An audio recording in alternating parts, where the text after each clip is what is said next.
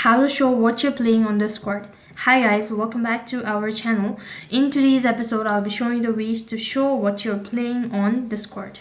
So in order to display your status, all you have to do is open up a browser and then log in into your Discord account. So type in discord.com and then log in into your account.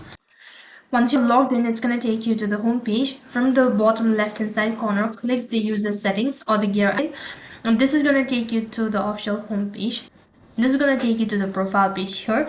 You'll need to scroll down a bit. Here you'll need to go ahead and tap on privacy and safety.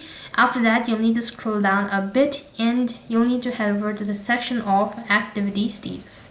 So from the left hand side bar, you'll need to go to activity privacy, and here you'll need to make sure that you've enabled display current activity as a status message.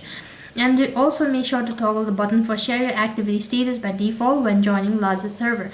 Once you've done that, head back to your home screen or your home page, and then you can also, if you want, set a custom status, and all you have to do is just type in what you're actually playing or what's on your mind, and then you can set it for, and you can also set a duration.